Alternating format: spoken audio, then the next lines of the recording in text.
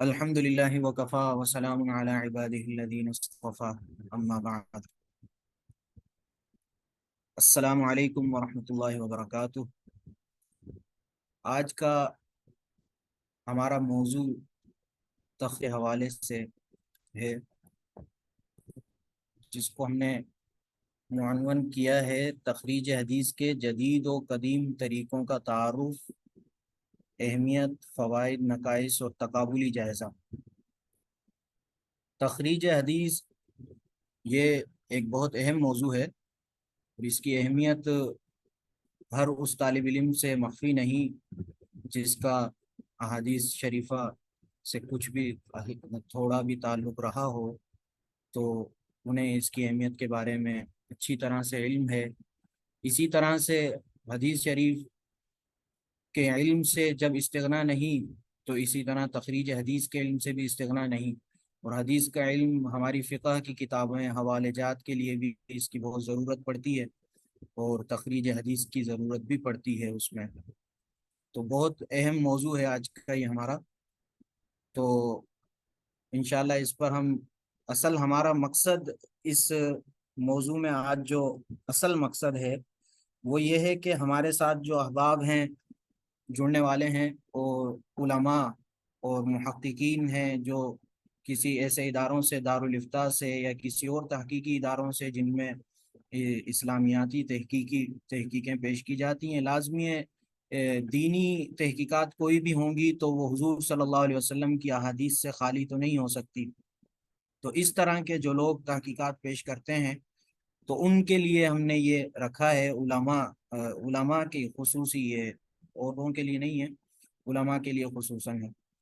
تو آج کا جو ہمارا یہ محاضرہ ہے، یہ ایسے حضرات کے لیے ہم نے رکھا ہے۔ انشاءاللہ امید ہے اللہ تعالی ہمیں بھی اس سے فائدہ پہنچائیں گے اور تمام سننے والوں کو فائدہ ہوگا۔ تو سب سے پہلے ہم تخریج حدیث کے حوالے سے کہ تخریج حدیث سب سے پہلا جو ہمارا عنوان تھا اس کو میں سامنے لے آتا ہوں تاکہ سامنے رہے۔ تخریج حدیث کی تعریف۔ تخریج حدیث یعنی حدیث شریف جو حضور صلی اللہ علیہ وسلم یا صحابہ کرام سے مروی ہے، اور ایک قول کے مطابق جو تابعین سے بھی سند کے ساتھ مروی ہیں، اس کی تخریج کہتے ہیں حدیث شریف کو اس کے اصل مصدر کی طرف جو ہے منسوب کرنا۔ یعنی کسی کتاب میں حدیث موجود ہے تو اس کے اصل مصدر جہاں وہ سند کے ساتھ جس محدث نے اسے روایت کیا ہے اس کو ذکر کرنا، اس کا حوالہ دینا، اس کو بھی تخریج کہتے ہیں۔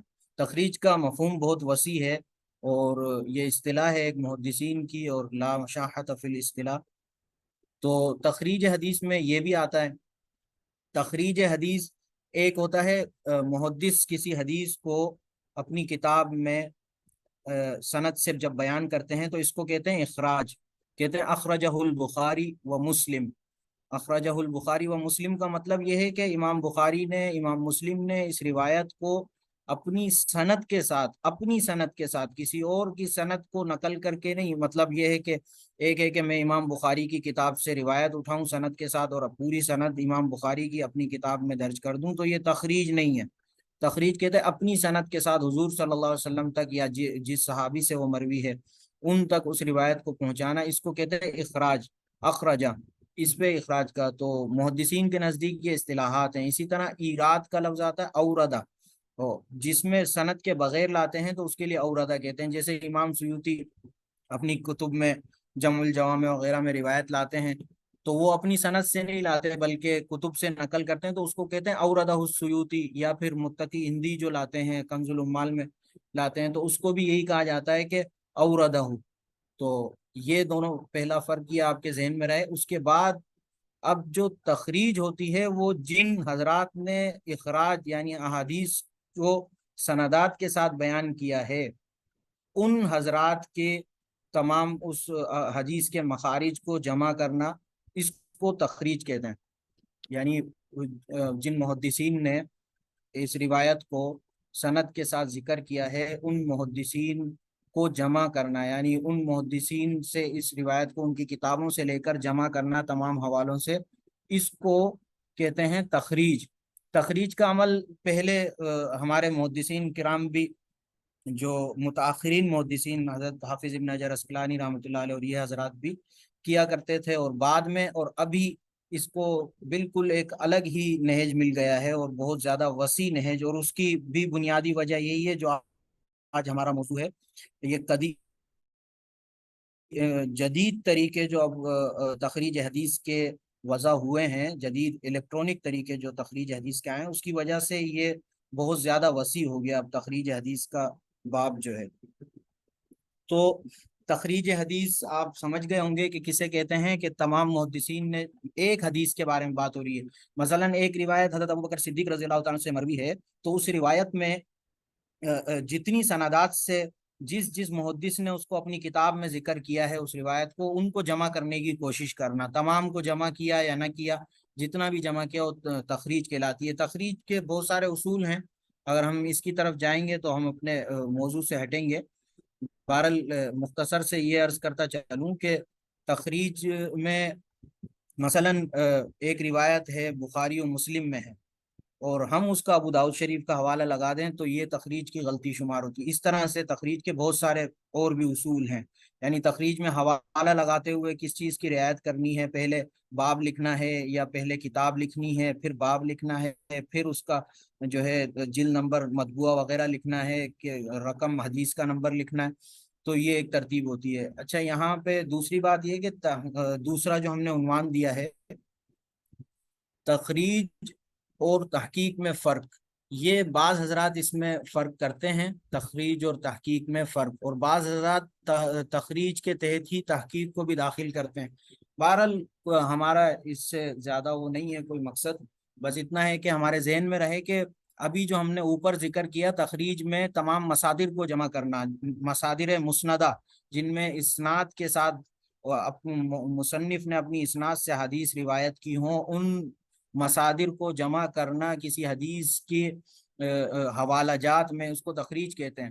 لیکن دوسرے حضرات یہ کہتے ہیں کہ تخریج اس کے ساتھ ساتھ اس حدیث کے اندر جو علتیں ہیں، اس میں جو کلام ہے، اس میں جو باتیں ہیں، اس کو بھی ذکر کرنا، اور اس حدیث کا حکم بھی ذکر کرنا کہ یہ حدیث صحیح ہے، حسن ہے، ضعیف ہے، موضوع ہے، جو بھی ہے، تو اس کو بھی ساتھ میں ذکر کریں، یہ بھی تخریج کا ہی حصہ ہے۔ بعض لوگ کہتے ہیں کہ نہیں، یہ تحقیق ہے، اور تحقیق عام ہے، تخریج کو بھی شامل ہو جائے گی، اور تخریج جو ہے تحقیق کو شامل نہیں ہوگی، تخریج کے اندر صرف یہی آئے گا کہ آپ حوالہ جات نکالیں۔ اور اسی طرح تخریج میں یہ ہے، جیسے میں نے پیچھے مثال دی حضرت ابوبکر صدیق رضی اللہ عنہ سے روایت ہے، تو اس میں یہ بھی اہم ہے کہ حضرت ابوبکر صدیق رضی اللہ تعالیٰ عنہ سے جو روایت ہے اس کے شواہد، یا شواہد یہ بھی محدثین کی اصطلاح ہے، یعنی شاہد اس روایت کو کہتے ہیں، جیسے حضرت ابوبکر صدیق رضی اللہ تعالیٰ عنہ سے ایک ہی مفہوم کی روایت، اسی مفہوم کی روایت اگر کسی دوسرے صحابی سے مروی ہوگی تو اس کو شاہد کہیں گے، اس روایت کا شاہد کہیں گے۔ جب صحابی تب بدل جائے اور روایت کا مفہوم ایک ہو تو اس کو شاہد کہتے ہیں، اور اس کی جمع شواہد آتی ہے، تو تخریج حدیث میں شواہد کو بھی جمع کیا جاتا ہے۔ اب حدیث کی بہت کتابیں ہیں، متون مسندہ جو ہے بہت زیادہ ہیں، کافی ابھی تک بہت سارے مخطوطات میں ہیں، اکثر ابھی عرب میں بہت کام ہو رہا ہے، مطبوعات کی شکل میں بھی آ گئے ہیں، تو اس میں ان شواہد کو ڈھونڈنا، پھر اس کے طرق ڈھونڈنا، پھر ہر شاہد کا کچھ مطابعات ہوتے ہیں، اس کے طرق ہوتے ہیں، طرق سے مراد بھی یہی ہے، طرق جو ہے ہر حدیث کے اپنے طرق، یعنی کہ یہ سند جو ہوتی ہے حدیث کی، اس میں درمیان میں ایک راوی ایک سند سے ایک ہی صحابی تک پہنچائے، ایک راوی دوسری سند سے اسی صحابی تک پہنچائے، یہ اس کے الگ الگ طرق ہیں۔ یا ایسا ہوتا ہے درمیان میں ایک جگہ پہ سند آ کے رک رہی ہوتی ہے، جیسے مثلا امام اوزاعی پہ آ کر سند رک گیا، امام ابو حنیفہ حضرت انس رضی اللہ عنہ سے روایت کر رہے ہیں، ان سے نیچے راوی جو ہے 2 ہیں، اس سے نیچے راوی 4 ہیں، تو اس طرح سے ان کو مطابعات کہتے ہیں، کہ اب امام ابو حنیفہ رحمۃ اللہ علیہ سے نیچے مثلا 2 راوی محمد حضرت امام حسن محمد بن حسن شیبانی ہیں، اور جو ہے قاضی ابو یوسف ہیں، تو اس میں کہا جائے گا کہ یہ قاضی ابو یوسف کی روایت یا پھر محمد بن حسن، یہ دونوں ایک دوسرے کے لیے متابع ہیں، یہ مطابعات کہلاتی ہے۔ امید ہے آپ لوگ اس کو سمجھ گئے ہوں گے اس چیز کو. تو یہ ساری چیزیں ذکر کرنا یہ تحقیق کہلاتی ہے. اور یہ تخریج میں بھی اس کو آج کل جو متاخرین ہیں جیسے شیخ البانی وغیرہ، تو یہ لوگ اس کو دونوں کو ایک ہی کہتے ہیں کہ بس تخریج کہہ دیا تو اب حدیث کی ایک ایک چیز جو بھی جس قدر اس میں تشریح ہے، جتنا کلام ہے، جو کچھ ہے، وہ سب کو ذکر کیا جائے. اور یہی تخریج ہے اور یہی تحقیق ہے. تو ان کے نزدیک یہ تحقیق ہے. بہرحال ہم آگے چلتے ہیں اپنے موضوع کی طرف. تخریج حدیث کے قدیم طریقے. تخریج حدیث کے قدیم طریقے اگر بالکل قدیم جایا جائے روایتی طریقے کے طرف، تو اس کے اندر تو سب سے اہم یہی ہے جو ہے تخریج حدیث کا جو محدثین جو مسندہ بیان کرتے تھے اسانید، تو ان کا تو یہ طریقہ تھا کہ ہر محدث اپنی سند سے ہی روایت بیان کرتے تھے. جیسے امام مسلم کی مسلم شریف میں آپ لوگوں نے دیکھا ہوگا کہ ہا جو آتا ہے، ہا تحویل جو آتی ہے، تو یہ ان کے طرق ہیں الگ الگ. ہا تحویل، اس کے بعد آگے دوسری سند آتی ہے، پھر ہا، پھر دوسری سند، تو اس کو تحویل کہتے ہیں. یہ بھی ایک تخریج کی ہی طرح تمام طرق کو جمع کرنے کا ایک طریقہ ہوتا تھا ان محدثین کرام کا. اور ان لوگوں کا یہ طریقہ جو ہے سینہ در سینہ جو اصل طریقہ ہے ہمارا، اس پہ بھی تھوڑی سی بات ہو جائے تو بے جان ہوگی. کہ یہاں پہ یہ بتانا بہت اہم ہے کہ اصل طریقہ جو ہمارا دین کا، اسلام کا، حضور صلی اللہ علیہ وسلم سے، صحابہ کرام سے جو ملا، وہ طریقہ سینہ در سینے والا ہے. سینہ در سینہ یہ اصل طریقہ ہے ہمارا علم کا. طلب العلم کی جتنی بھی فضیلتیں آئی ہیں وہ یہی اصل طریقہ، جس میں مجاہدے کے ساتھ وہ یہی طریقہ ہے کہ جو ہے سینہ در سینہ. اسی لیے حضور صلی اللہ علیہ وسلم کی روایت میں بھی آتا ہے من سمع مقالتی، جس نے میرے مقالے کو سنا. تو سنا لازمی کسی استاد سے سنا ہوگا، تو استاد کا ہونا ضروری ہے. اس میں استاد کا ہونا ضروری ہے. ٹھیک ہے. تو اساتذہ سے علم کا چلنا، اسی لیے اسانید ہیں، اجازتیں ہیں. اگرچہ بعد میں اسانید کا سلسلہ پوری سند ہر بندے کے لیے ذکر کرنا ختم ہو گیا، کتابوں میں لکھ دی، لیکن اس کے باوجود بھی اساتذہ جب حدیث پڑھاتے ہیں تو اس کی اسانید جو ہے اس کی اجازت دیتے ہیں. پوری پوری سند ہوتی ہے جو حضور صلی اللہ علیہ وسلم تک پہنچتی ہے. اسی طرح سے قرآن پاک جب ہم پڑھتے ہیں تو اس کی بھی ایک سند ہوتی ہے جو چلا آ رہا ہے اس کے. تو یہ ایک ترتیب ہے تخریج حدیث کے. اچھا، میں وہ بتا رہا تھا کہ اصل طریقہ کیا ہے. اصل طریقہ یہ ہے، ٹھیک ہے، اسی پہ حضور صلی اللہ علیہ وسلم نے بشارتیں بھی دی. لیکن اس میں کوئی شک نہیں کہ دوسرے جو طریقے ہیں ان کو بھی سلف نے بھی اختیار کیا، اور بعد میں بھی اختیار ہوتے رہے، اور ابھی بھی جو ہے اختیار کیے جا رہے ہیں. وہ طریقے بھی اختیار ہو رہے ہیں.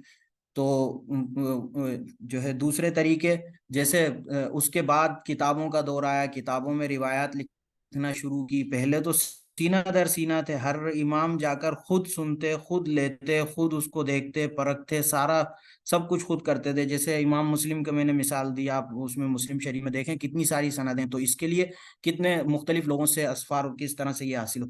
تو اس کے بعد یہ ہوا کہ کتابوں کی شکل میں روایات آ گئیں، اور کتابوں کی شکل میں حدیث کا. لیکن وہ جو پرانا انداز تھا، یعنی کہ پتوں پہ لکھنے والا، لکڑیوں پہ، بعد میں مخطوطات جو تھے، وہ طریقہ آیا. اس کے بعد پھر محدثین نے اس میں بھی بڑی محنت کی، بڑی محنتیں ہوئی اس طریقوں میں بھی.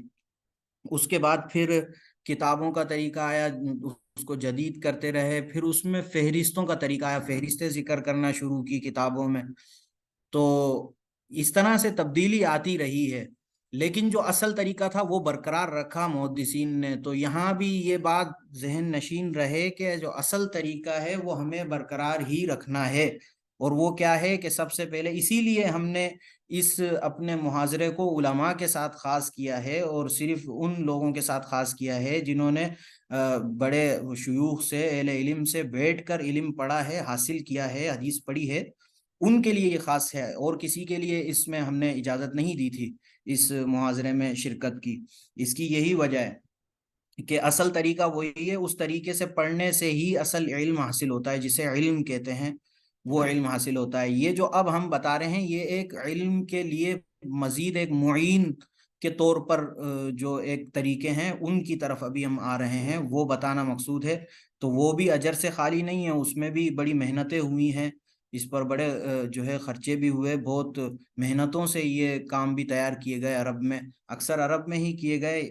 یہ بھی بے جان ہوگی یہ بات بھی کہ اس حوالے سے جو کام ہوا ہے الیکٹرانک دنیا میں، سب سے زیادہ کام عرب میں ہوا۔ عرب میں بھی جو ہمارے سلفی حضرات ہیں انہوں نے کیا ہے سب سے زیادہ کام، یہ حقیقت ہے۔ مکتبہ شاملہ کا ہو، جوامع الکلم کا ہو، جو بھی ہو، ان میں انہوں نے بہت کام کیا عرب نے۔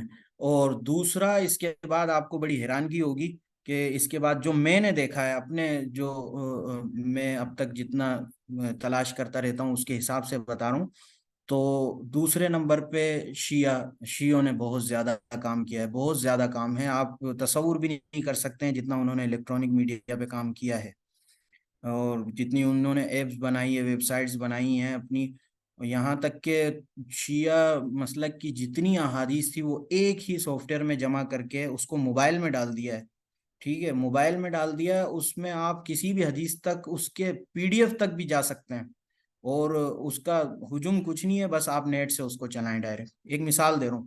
تو اس طرح سے انہوں نے بھی کام کیے ہیں، تو دیکھیں یہ دور کے حساب سے تبدیلیاں آتی رہتی ہیں، تو ہمیں بھی اس پر کام کرنا چاہیے تھا، بہرحال ہم لوگ اس میں پیچھے ہی رہے، کمزور رہے۔ تو اب کم از کم یہ ہے کہ ہمیں یہ آنا تو چاہیے، کم از کم ہمیں معلوم تو ہو کہ یہ ہو کیا رہا ہے، دنیا میں چل کیا رہا ہے۔ بہرحال ابھی ہمارا جو عنوان آیا تیسرے نمبر پہ، تخریج حدیث کے قدیم طریقے۔ تخریج حدیث کے قدیم طریقوں کے اندر جو طریقے ہیں اس میں سب سے پہلا طریقہ ہے کہ روایت کرنے والے صحابی کا نام معلوم ہونے کی بنیاد پر حدیث کی تخریج کی جاتی تھی۔ اس طرح کی کتابیں لکھی جاتی تھیں جس کی ترتیب یہ ہوتی تھی کہ مثلا مسانید ہے تو مسند امام احمد لے لیں آپ، اس میں امام احمد رحمۃ اللہ علیہ نے مسانید صحابہ کی ترتیب پر لکھی ہے، یعنی کہ پہلے ایک صحابی کا، پھر ان صحابی کا جب ذکر آیا تو ان کی تمام روایات جو امام احمد بن حنبل رحمۃ اللہ علیہ کو ذکر کرنی تھی، تمام روایت سے مراد نہیں ہے کہ ان سے جتنی بھی روایت، کیونکہ بہت ساری روایت اس سے ہٹ کر باہر بھی ان صحابہ کی موجود ہیں، ٹھیک ہے۔ تو یہ ایک طریقہ ہوتا تھا، تو جب اس طریقے پر کتاب لکھ دی گئی، بعد میں آنے والے کو جب کوئی حدیث ڈھونڈنی ہوتی ہے اور اس کو یہ پتہ لگ جاتا ہے کہ یہ روایت حضرت عمر رضی اللہ تعالیٰ سے مروی ہے، تو وہ جا کے اس حضرت مسند عمر رضی اللہ تعالیٰ میں اس کو ڈھونڈتا تو اس کو روایت مل جاتی۔ اس طرح سے اس کا دوسرا طریقہ یہ تھا کہ متن حدیث کا پہلا لفظ معلوم ہونے کی بنیاد پر حدیث کی تخریج، اس کے حوالے سے بھی کتابیں لکھی گئیں جیسے جامع الصغیر وغیرہ۔ اس میں یہ جو ہے طریقہ اپنایا گیا کہ اس میں اس کا پہلا لفظ جو ہوتا ہے روایت کا، متن حدیث کا پہلا لفظ، اس کو انہوں نے ذکر کیا، اس کی ایک فہرست بنا کے اس کو جو ہے حروف ہجا کی ترتیب پر اسے ذکر کر کے، تو اس میں ڈھونڈنا آسان ہو گیا۔ لیکن اس میں بھی یہ شرط ہے کہ حدیث کا پہلا لفظ معلوم تو ہو، ٹھیک ہے، اور پیچھے والی جو بات گزری اس میں بھی لازمی سی بات ہے صحابی کا نام معلوم تو ہو۔ اچھا، تیسری بات آئی کہ حدیث کا کوئی لفظ معلوم ہونے کی بنیاد پر حدیث کی تخریج، تو اب حدیث کا کوئی بھی لفظ معلوم ہونے کی بنیاد پر جو حدیث کی تخریج کی ترتیب ہے، یہ ایسے ہے کہ اس کے لیے جو کتابیں تیار کی گئی نا دوسری، المعجم المفہرس وغیرہ، اور اس طرح سے اور مزید فہرستوں میں بھی اس طرح کی ترتیبیں دی جاتی ہیں جس میں حدیث کے الفاظ کو لے آتے ہیں الگ الگ کر کے ترتیب بنا کر، تو اس میں ڈھونڈنے کا ایک طریقہ تھا۔ یہ بھی اس میں بھی وہی بات ہے کہ حدیث کے الفاظ معلوم ہو، اور پھر دوسری بات اس طرح کی کتابیں بھی کم ہیں، اس طرح کی کتابیں کم ہیں، اس میں آپ استیعاب نہیں کر سکتے، اس سے استیعاب بہت مشکل ہے کہ کوئی بندہ اس میں پورا اس کا استیعاب کر لے حدیث کی تخریج کا، اور ایک صحیح وسیع تخریج اس کے ذریعے سے کر سکے۔ اسی طرح سے حدیث کا موضوع معلوم ہو، یہ بھی ایک کامیاب طریقہ تھا، مثلا بخاری شریف میں اس میں آپ کو اندازہ ہو جائے کہ یہ اس عنوان کے تحت یہ حدیث آئی ہوگی، کیونکہ حدیث کا موضوع معلوم ہے نا آپ کو، مثلا وضو سے متعلق حدیث ہے تو آپ جا کے اس کو کتاب الوضو میں ڈھونڈ لیں گے، اس طرح سے وہ دوسری کتابوں میں بھی اکثر کتابیں اسی ترتیب پہ جیسے ہیں ان میں آپ ڈھونڈ سکتے تھے، اس میں آسانی تھی۔ لیکن اس میں بھی وہی بات ہے کہ بہت ساری روایات کس کتاب میں ہوتی ہے، کوئی کس کتاب میں ہوتی ہے، تو اس کتاب تک پہنچنا بھی ایک بڑی بات تھی۔ اصل اگر دیکھا جائے، اچھا پانچواں طریقہ پہلے بتا دوں، پانچواں طریقہ یہ ہے کہ متن و سند کی خصوصی صفات، مطلب جیسے مرسل روایت ہوتی ہے، اب مرسل روایت ہے آپ کو پتہ ہونا لازمی، پتہ ہوگا، اس کے بعد ان سب طریقوں میں یہ تو جزو لازم ہے کہ کچھ نہ کچھ آپ کو پتہ ہونا ضروری ہے۔ اب آپ کو جب اس روایت کے بارے میں پتہ ہوگا یہ روایت مرسل ہے، معضل ہے، یا ضعیف ہے، موضوع ہے، تو آپ جا کے اس کو موضوعات میں ڈھونڈ لیں گے، مراسیل ابو داؤد میں ڈھونڈ لیں گے، اس طرح کی جو کتابیں، اور علل ابن ابی حاتم پہ ڈھونڈ لیں گے اگر اس میں کوئی علت ہوگی آپ کو معلوم ہو تو۔ یہ ایک ترتیب۔ تو یہ پانچوں طریقے جو حدیث کے میں نے قدیم طریقوں میں، جو ہم قدیم، بالکل قدیم تو نہیں، بالکل قدیم کا تو میں نے آپ سے عرض کر دیا کہ ان حضرات کا کیا طریقہ ہوتا تھا، یہ بعد میں آنے والے حضرات ان طریقوں سے استفادہ کرتے رہے، لیکن پورا اعتماد ان حضرات کا ان طریقوں پر نہیں تھا، اور ان طریقوں پر پورا اعتماد کر کے وہ صحیح تحقیق پیش جو ہے کرنا بھی کافی مشکل لازمی ہے۔ اس کے لیے ایک محنت کی ضرورت، بہت مستقل محنت۔ اور ان کا طریقہ تو جو امام ابن حجر عسقلانی رحمۃ اللہ علیہ، شیخ الاسلام ابن تیمیہ اور ان لوگوں کی عبارات، اور یہ دیکھا جاتا ہے تو اس سے تو صاف یہی واضح ہوتا ہے کہ یہ حضرات پوری پوری کتابیں پڑھتے تھے، پوری پوری کتابیں پڑھ کر یہ حدیث کی تخریج کیا کرتے تھے، اور تقریباً ان کا یہی تھا۔ اور پھر اللہ تعالیٰ نے ان کو حافظے، ان کو اس وقت کے حساب سے اللہ تعالیٰ نے جو ہے ان کو وہ صلاحیتیں دی تھی، وہ صفات دی تھیں جن کی وجہ سے یہ لوگ اس میں پوری طرح سے اپنے کامیاب رہتے تھے۔ تو اللہ تعالیٰ کی خصوصی مدد تھی، ان کے وقت میں برکت بھی تھی کہ پوری پوری کتاب ایک روایت کے لیے دیکھ لینا، اور اس طرح سے محنت کرنا ایک ایک روایت پہ، اور عجیب برکت تھی اللہ تعالیٰ کی طرف سے، تو وہ کام ہو بھی جاتے تھے۔ آج کل کا دور تو بہت انحطاط کا دور ہے، انحطاط کا زمانہ ہے، تو اس میں کافی مشکل ہوتی ہے۔ تو میں عرض کر رہا تھا یہ پانچ طریقے تو اپنی جگہ ہیں، لیکن اصل جو ان حضرات کی جو کوششیں تھی اس سے یہی معلوم ہوتا ہے کہ ان حضرات کے تقریباً متون وغیرہ مطالعے میں ہوتے ہیں، کیونکہ آگے بہت ساری کتابیں ایسی ہیں جن کا ان پانچوں اس سے کوئی تعلق ہی نہیں ہے، آپ کو اس کو پوری پڑھے بغیر آپ روایت نہیں ڈھونڈ سکتے۔ جیسے مشیخات اعمالی ہیں، اب اس میں املا ہوا ہے، اب اس میں کیا پتہ لگے گا کیا ترتیب ہے؟ آپ کے مطالعے سے وہ گزری نہ ہو، سوال ہی پیدا نہیں ہوتا کہ آپ اس کا حوالہ دے دیں، بہت مشکل ہے۔ اور پھر وہ اتنی ناپید کتاب ہو گئی، اب ہمارے دور میں تو بہت زیادہ ناپید ہو گئی، میرے پاس اس وقت موجود تھی، ہاں، ایسی ایسی کتابوں کے حوالے دیے۔ بعد میں جو ہے لوگ اب ان کتابوں کو جب نہیں پاتے تو ان حضرات کے حوالوں سے اس کتاب کی حدیث کی سند وغیرہ کہتے ہیں کہ حضرت امام سیوطی نے اس کی سند یہ ذکر کی ہے۔ اکثر ایسا ہوتا ہے، آپ دیکھیں گے جو ہے امام سیوطی کی جو کتاب ہے اس پہ جو لکھی ہے موضوعات پہ، اس میں اللہ المصنوع، اس میں آپ دیکھیں گے ایسی ایسی روایات آپ کو سند کے ساتھ ملیں گی جو آپ کو اس کی سند کہیں اور وہ والی سند نہیں ملے گی۔ تو وہ ان کے پاس اس طرح کی کتابیں تھیں اور وہ پڑھتے تھے پوری پوری کتابیں۔ آج تو ہمارا تو بہت زیادہ انحطاط کا دور ہے، اس دور میں ہم لوگ تو بس اللہ تعالی ہمیں ہمت عطا فرمائے۔ تو اب اس دور کے حساب سے اللہ تعالیٰ نے ایک یہ ہمارے لیے جو ہے فائدے کا یہ ہوا کہ اس دور میں یہ طریقے، نئے طریقے بھی ایجاد ہو گئے ہمارے حساب سے، جیسی ہماری طاقتیں تھی، جیسی ہماری ہمتیں تھی، اس کے حساب سے اللہ تعالیٰ نے مزید آسانی کر دی۔ لیکن افسوس کی بات ہے کہ ہم اس آسانی سے بھی فائدہ نہیں اٹھا پا رہے ہیں۔ تو یہ تخریج حدیث کے قدیم طریقوں کے فوائد تو میں پہلے ہی اس میں فوائد تو اسی کے لیے ہیں جس کا پوری طرح سے جو ہے نا حدیث پہ استیاب ہو، اور اچھی طرح سے اس کا مسلسل مطالعہ اور مسلسل اس کا، تو اس کے لیے تو حدیث کے اس میں فوائد یہ ہیں، اس طریقے میں جو قدیمی طریقہ ہے نا، اس کے فوائد یہ ہیں کہ حدیث کو جب اس طرح سے ڈھونڈیں گے تو اس کو مل جائے گی، کیوں؟ اس نے جب پڑھی ہوئی ہوگی اور اس کے ذہن میں ہوگی اور اس طریقے سے ڈھونڈے گا۔ حالانکہ جب سرچ کر کے ڈھونڈنے میں کیا ہوتا ہے کہ آپ کے پاس لفظ تھوڑا سا آگے پیچھے ہوا، آپ کے سرچ میں روایت نہیں ہے، آپ سمجھیں گے روایت ہے ہی نہیں، ٹھیک ہے نا؟ تو یہ قدیم طریقوں کا یہ فائدہ ہے کہ جب حدیث کا آپ جو ہے تعلق ہے تو وہ حدیث پھر آپ اس تک پہنچ جاتے ہیں۔ اور اس کے فائد، سب سے بڑے فوائد کا جو مظاہرہ ہے وہ آپ دیکھ لیں، جو ہمارے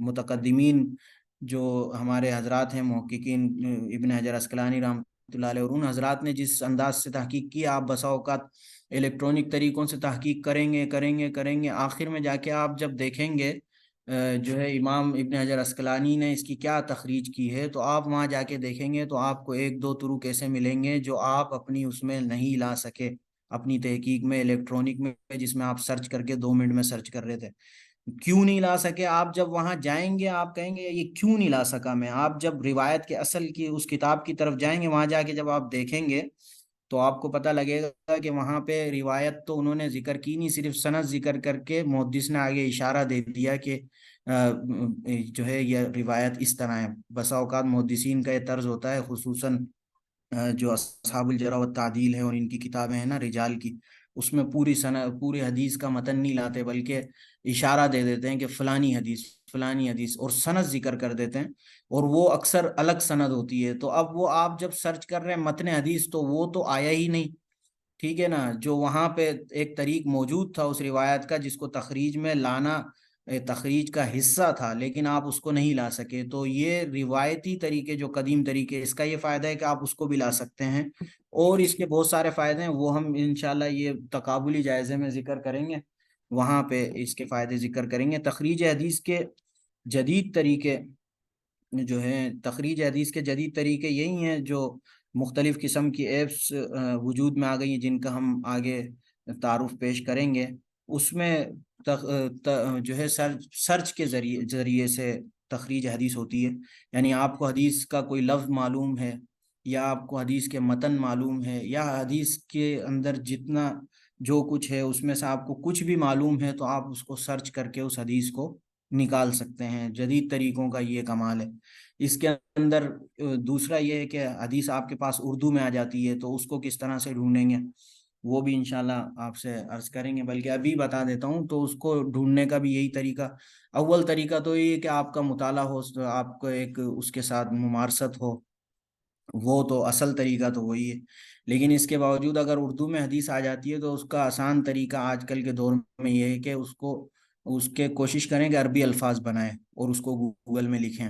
عربی الفاظ، آپ کو عربی سے اتنی مناسبت، حدیث سے کم از کم اتنی مناسبت ہو کہ آپ کو اندازہ ہو جائے کہ یہاں یہ لفظ ہوگا، تو وہ انشاءاللہ، کیونکہ گوگل کے اندر بہت زیادہ بالکل ہر تقریباً ہر کتاب اور ہر جو ہے سافٹ ویئر وغیرہ گوگل میں موجود ہوتے ہیں، ان کے جو اصل یونیکوڈ ہیں، تو وہاں پہ روایت ملنے میں بہت آسانی ہوتی ہے، بنسبت آپ شاملہ میں ڈھونڈیں یا کہیں اور ڈھونڈیں گے تو بہت زیادہ مشکل ہوگا، اس کو گوگل میں بہت جلدی مل جائے گی۔ اور بسا اوقات ایسا بھی ہوتا ہے آپ اردو میں لکھ دیں، ہو سکتا ہے کسی نے اپنے فتوے میں کہیں کسی جگہ پہ ذکر کی ہو تو وہ آپ کے سامنے حوالے کے ساتھ آ جاتی ہے، یہ بھی ایک طریقہ ہوتا ہے۔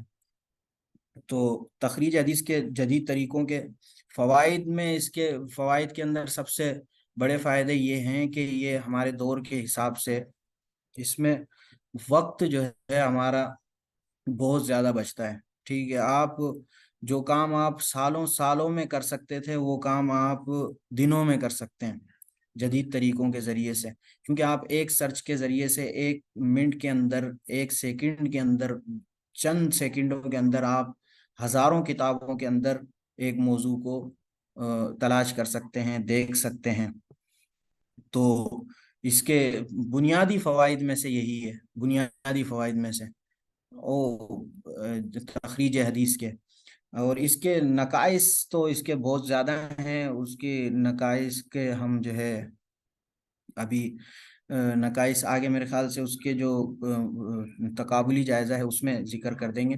نقائص کے اندر بنیادی طور پر یہ ہے کہ آپ کا اصل جو مصادر ہیں ان سے آپ کا تعلق کم ہو جاتا ہے۔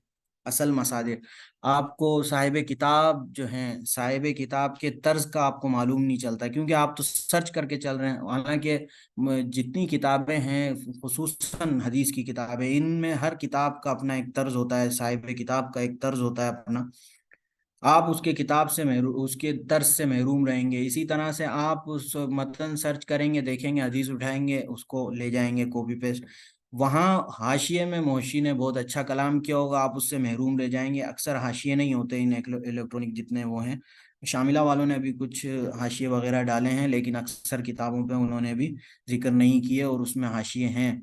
اچھا، اس کے اندر اور اس طرح سے نقائص یہ بھی ہیں اس میں کہ آپ جو ہے اس میں غلطیاں بھی ہوتی ہیں، اکثر بہت زیادہ غلطیاں ہوتی ہیں، بہت زیادہ جگہوں پہ اس میں غلطیاں ہوتی ہیں۔ اس کی وجہ سے بسا اوقات لفظ بدل جاتا ہے، آپ سرچ کر رہے ہوں گے کتاب میں لفظ موجود ہے وہاں آ نہیں رہا ہوگا، آپ جب بعد میں دیکھیں گے تو وہ لفظ ادھر بدل چکا ہوگا۔ تو اس طرح کے اس کے اندر کچھ نقائص ہیں اس تخریج حدیث کے جو جدید طریقے ہیں ان میں۔ تو ہم اس کے درمیان جو اصل تقابلی جائزہ جو ہم نے اس میں بیان کرنا تھا وہ بھی مختصر سا بیان کرتے ہیں تاکہ ہم اپنے اصل کی طرف آ جائیں کہ اصل جو طریقے سیکھنے ہیں ہمیں، یہ تو ایک سمجھ لیں کہ زائد ہی بات چل رہی تھی۔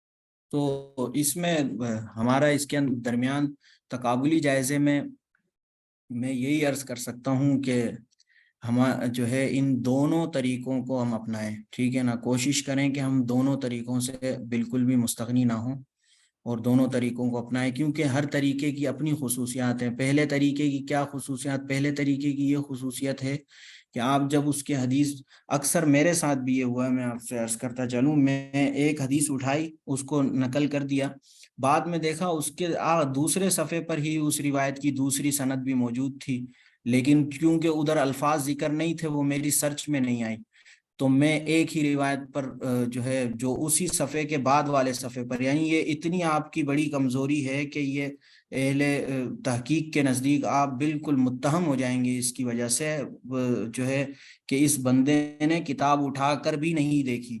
اس طرح میں نے بہت سارے لوگوں کا یہ دیکھا کہ وہ کتاب اٹھا کر ہی نہیں دیکھی، اس سے یہ معلوم چلتا ہے یعنی آس پاس اس سے ایک صفحہ پیچھے بات لکھی ہے وہ بھی معلوم نہیں، اس سے ایک صفحہ آگے بات لکھی ہے وہ بھی معلوم نہیں۔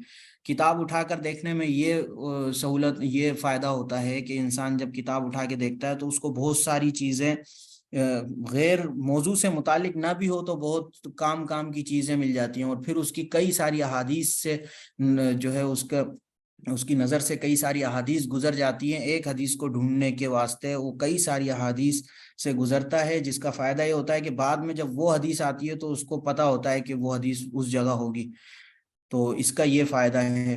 لیکن جدید طریقوں کے فائدے وہ اپنی جگہ جو ہم نے ذکر کیے کہ اس کے اندر سب سے بڑا فائدہ تو اس کا یہ ہے کہ آپ کو یہ بہت سریع جو ہے اس کا کام ہوتا ہے، بہت تیزی سے اس میں کام ہوتا ہے بنسبت اس کام کے کہ وہ کام بہت زیادہ جو ہے سلو ہوتا ہے، بہت اس میں وقت بھی لگتا ہے۔ تو ان دونوں میں یہ فرق ہے۔ بہرحال اس میں ہم انشاءاللہ اس کے اوپر جو آگے ہمارے بنیادی جو طریقے ہیں اس کی طرف ہم آتے ہیں تاکہ اس میں وقت نہ لگے زیادہ۔ اصل یہی مقصود ہے کہ ہم ان طریقوں کو سیکھیں، کس طرح سے ہم اس روایت کو، کوئی روایت ہمارے پاس آتی ہے، کوئی حدیث ہمارے پاس آتی ہے تو ہم اس کو کس طرح سے سرچ کریں گے، اس کی کس طرح سے تخریج کریں گے۔ جو روایتی طریقہ ہے، قدیم طریقہ، وہ تو سب کو معلوم ہے اور اس کے لیے کسی طرح کے کسی لیکچر کی ضرورت نہیں ہے۔ ابھی تک جو ہماری بات ہوئی یہ بھی میں سمجھتا ہوں کہ اتنی اہم نہیں، بس یہ ایک تمہید کے طور پر ہم نے بات رکھی تاکہ ایک خاکہ ذہن میں ہو کہ یہ باتیں ہیں، ٹھیک ہے۔ آگے جو ہم اصل ذکر کرنے کے لیے جا رہے ہیں وہ اصل چیز ہے سیکھنے کی، جو ہمیں سکھانا ہے، جو اصل مقصود ہے ہمارا، جو طریقے ہیں جدید، ان کو سیکھنا ہے۔ تو اس میں ان طریقوں میں، اچھا اس میں یہ بات بھی ذہن میں رہے کہ ان طریقوں کو سیکھنے کے بعد بندہ یہ نہ ہو کہ اپنے آپ کو دوسرے اس سے مستغنی سمجھے، شیوخ سے مستغنی سمجھے، محدثین سے مستغنی سمجھے اور اپنے آپ کو جو ہے کتابوں سے مستغنی سمجھے۔ اس میں کوئی شک نہیں ہے کہ جتنی کتابیں ہمارے پاس الیکٹرونک اس کے ذریعے سے آ سکتی ہیں، ہزاروں کتابیں آپ کے پاس، اس طرح آپ اس کو نہ خرید سکتے ہیں اور نہ اس کے لیے جگہ بنا سکتے ہیں۔ جگہ بنانا بھی مطلب ایک مسئلہ ہو جائے گا، جس قدر کتابیں ہمارے پاس الیکٹرونک اس کے ذریعے سے میسر ہوتی ہیں، ان کو اگر ہم اپنے گھر میں لائیں تو جگہ بنانا بھی ان کے لیے مشکل ہو جائے۔ اتنی کتابیں، وہ جلدوں کے حساب سے دیکھا جائے تو وہ 70,000 جلدیں بن جاتی ہیں، ان کے لیے پہلے تو ان کا خریدنا مشکل، پھر ان کا رکھنا، ان کا بنانا، پھر اس میں ڈھونڈنا، سارا ایک پروسیجر بہت لمبا۔ تو بہرحال ہم اس کی طرف آتے ہیں مکتبہ شاملہ۔ سب سے پہلے میں مکتبہ شاملہ کا وہ کرنا چاہ رہا ہوں کہ مکتبہ شاملہ کے بارے میں ہمیں اکثر ہمارے احباب کے پاس یہ مکتبہ ہے بھی، اور انہیں کچھ نہ کچھ اس سے شدھ بدھ بھی ہے، چلانا بھی آتا ہے۔ یہاں میں نے عنوان دیا ہے کہ مکتبہ شاملہ اور اس کی اقسام، تو اس میں یہ آپ کے ذہن میں رہے کہ مکتبہ شاملہ کی بہت ساری قسمیں بن گئی ہیں۔ اصل مکتبہ شاملہ جو گوگل پہ ہے اس کو المکتبۃ الرسمیہ کے نام سے پہچانا جاتا ہے، یعنی الرسمیہ، شاملہ الرسمیہ، ٹھیک ہے نا۔ باقی اس کے سوا جتنے بھی ہیں وہ ان کے آفیشیل نہیں ہیں، لیکن ان میں بھی کام ہوا ہے، بہت کام ہوا ہے۔ اور مکتبہ شاملہ کا جو آفیشیل ہے اس میں ابھی میرے خیال سے 7 سے 8 ہزار کتابیں ہیں تقریباً، کوئی جو مکتبہ شاملہ کا آفیشیل وہ بنا ہوا ہے، جو کیا بولتے ہیں ان کی ایپ ہے۔ تو اس میں آپ کو دکھاتا ہوں ابھی مکتبہ شاملہ کی اقسام جو ہے اس میں آپ کے یہ ایک تو اس میں 7 سے 8 ہزار کتابیں ہیں نا، تو ایک دوسرا مکتبہ ہے مکتبہ شاملہ ذہبیہ کہلاتا ہے، اس کے اندر تقریباً 30 ہزار سے زیادہ کتابیں، تقریباً 30 ہزار سے زیادہ کتابیں اس کے اندر موجود ہیں، جو مکتبہ ذہبیہ کہلاتا ہے شاملہ کا۔ اسی طرح سے ہمارا جو ہے، ایک منٹ میں کھول کے آپ کو دکھاتا ہوں اس کو ترتیب کے ساتھ ہے کہ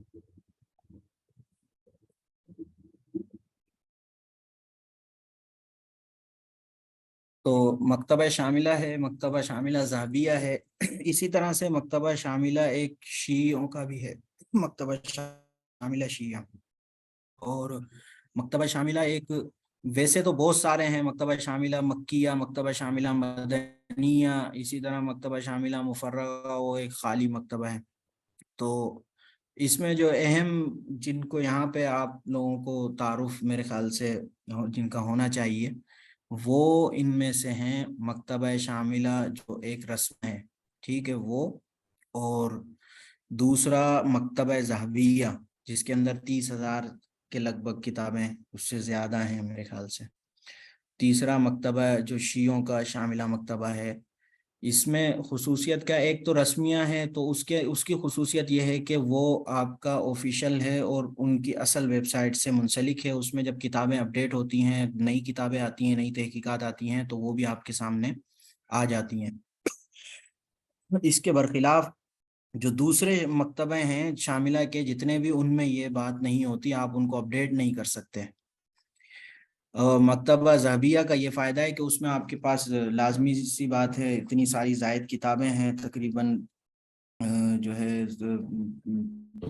23 ہزار سے بھی زیادہ کتابیں اس مکتبے کے بنسبت زیادہ ہیں اس میں، تو یہ ایک بڑی اس کی جو ہے صرف اس سے الگ ہونے کے لیے، ممیز ہونے کے لیے، تو یہ مکتبہ ذہبیہ۔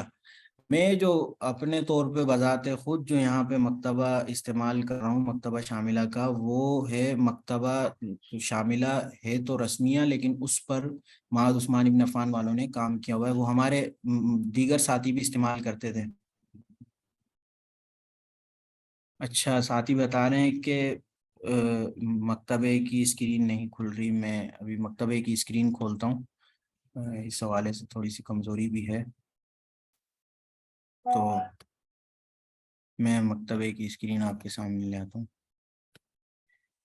یہ ابھی آپ کے سامنے مکتبے کی اسکرین آئی ہوگی میرے خیال سے، تو کوئی ساتھی میسج کر دے اگر اسکرین آ گئی ہے تو۔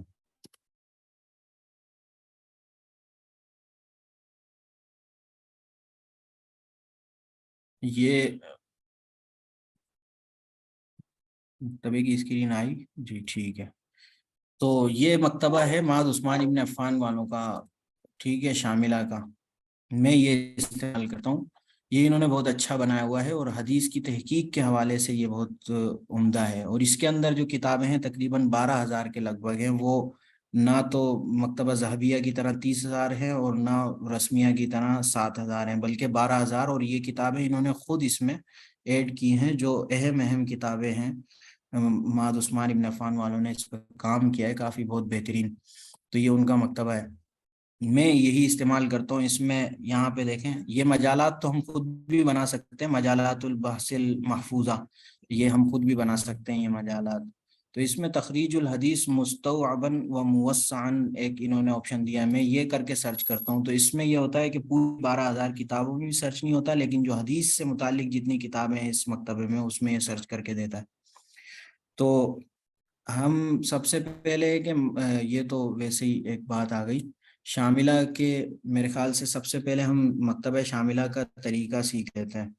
مکتبہ شاملہ کا طریقہ جو ہے سیکھ لیتے ہیں. تو انسٹال کرنے کے حوالے سے تو تمام اب آپ کو آتا ہی ہوگا کہ اس کے انسٹال کرنے کا مکتبہ شاملہ کا بہت آسان طریقہ ہے. آپ جب اس کو ڈاؤن لوڈ کر لیتے ہیں یا کسی سے اپنے پاس منتقل کر لیتے ہیں تو اس میں اس کا طریقہ یہ ہوتا ہے.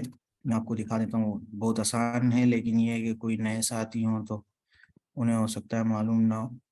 وہ مکتبہ شاملہ کا جو اصل وہ ہے اس میں جا کر آپ اس کو وہاں سے انسٹال کر دیں. بس ایک آسان سا اس کا یہ طریقہ ہے. یہاں مکتبہ شاملہ.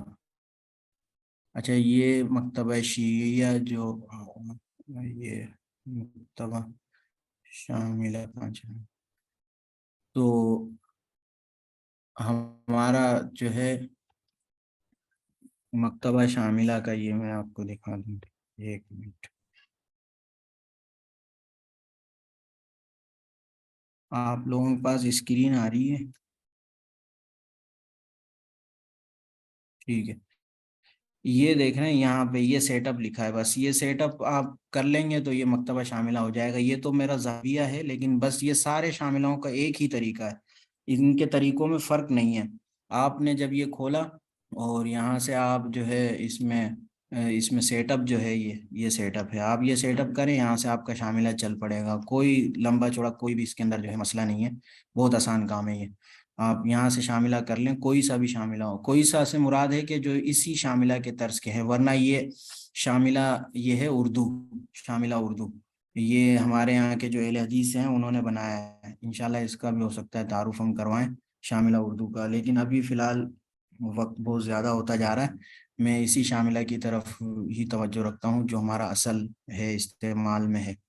اس شاملہ کو میں آپ کے سامنے بھی شیئر کر کے اس کا طریقہ بتا دیتا ہوں کہ اس میں سرچ کا کیا طریقہ ہے. اور اس میں بھی ہم صرف سرچ کے طریقے پہ ہی زیادہ بھی دھیان دیتے ہیں. آپ لوگوں کے سامنے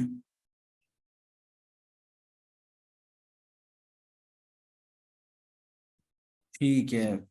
صرف آج سیکھنے کا ہی طریقہ بتا دیتے ہیں، وقت بڑھتا جا رہا ہے. دیکھیں اس کا سب سے پہلے مختصر سے میں بتا دوں کہ یہ جو یہاں سے آپشن ہے، یہاں سے آپ کتاب جا کر کوئی کتاب سرچ کر کے کھول کے چلانا چاہتے ہیں، کوئی بھی کتاب دیکھنا چاہتے ہیں ڈائریکٹ، تو وہ آپ یہاں سے ڈائریکٹ کھول سکتے ہیں. جیسے یہ مسند ابی حنیفہ ہے، یہ آپ یہاں سے کھول لیں.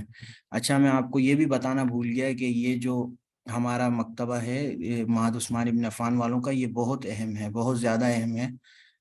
اس کے اندر سب سے بڑی اہم بات یہ ہے کہ اس کے ساتھ تمام کتابوں کا پی ڈی ایف ہے. تقریباً کتابوں کا، تمام کا کہنا تو صحیح نہیں ہوگا، لیکن تقریباً کتابوں کا اس کے ساتھ پی ڈی ایف موجود ہے.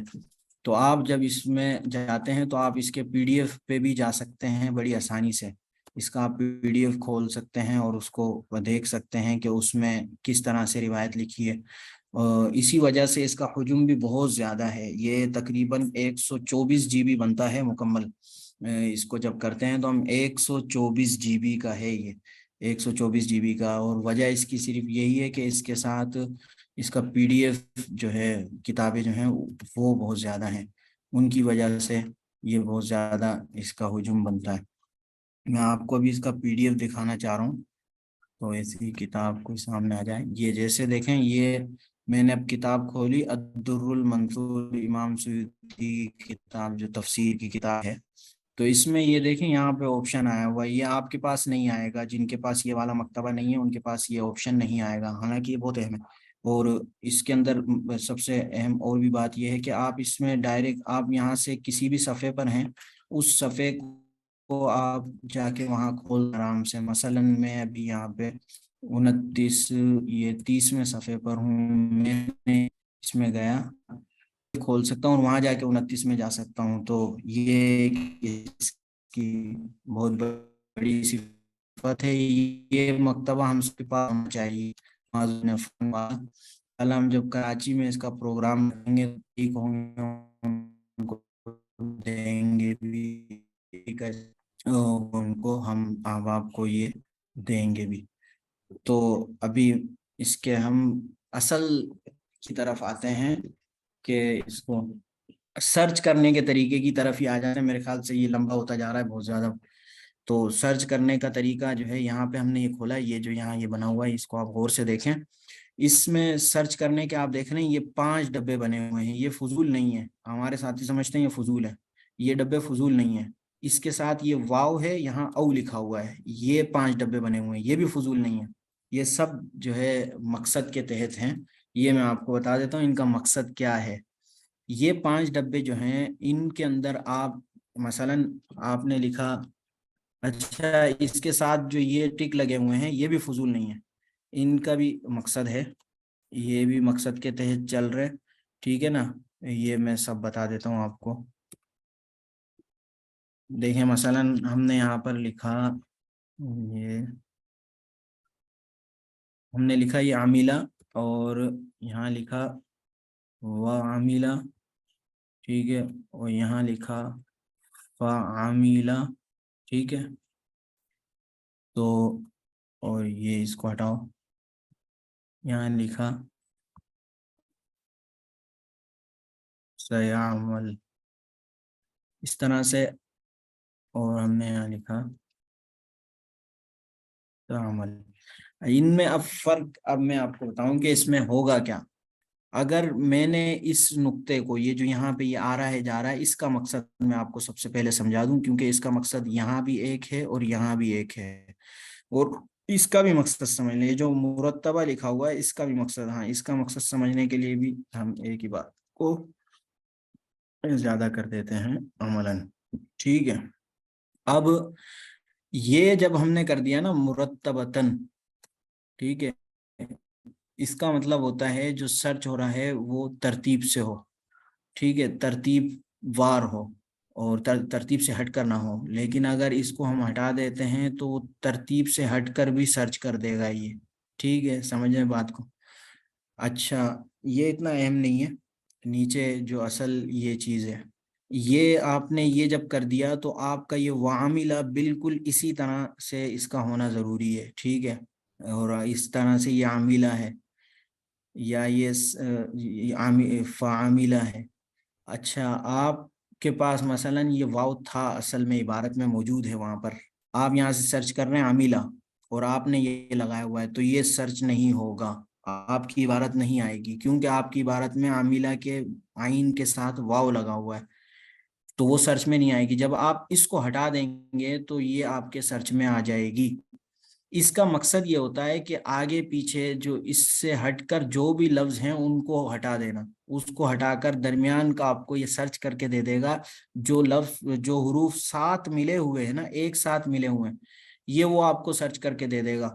باقی آگے پیچھے ان سے کچھ بھی ہو، سابقہ لاحقہ سے اس کا کوئی تعلق نہیں ہے، حروف سابقہ اور لاحقہ جو ہے نا ان سے اس کا کوئی تعلق نہیں رہے گا۔ لیکن اگر آپ نے یہ کر دیا تو یہ پھر آپ سمجھ لیں کہ آپ نے اسپیس دے دیا لفظ کے درمیان، مثلا یہ فعاملہ ہے نا، تو آپ نے سمجھیں کہ یہ اس کے درمیان اسپیس دے دیا، اب یہ سابق میں بھی خالی ہوگا، لاحق میں بھی خالی ہوگا، تبھی یہ سرچ ہوگا۔ اگر اس کے ساتھ یہاں پہ واو ملا ہوا ہے تو یہ سرچ نہیں ہوگا، کیونکہ آپ نے یہاں پر نقطہ لگایا ہوا ہے، وہ جب نقطہ لگایا ہے تو وہ نقطے کا تقاضا یہ ہے، اس ٹک کا جو یہ آپ کا ہے اس کا تقاضا یہ ہے کہ اب یہ سرچ نہ ہو، ٹھیک ہے نا۔ تو اس سے سرچ آپ کا مزید وسیع ہو جاتا ہے، اس کو کرنے سے آپ کا سرچ مزید وسیع ہو جاتا ہے، اس سے یہ فرق پڑتا ہے۔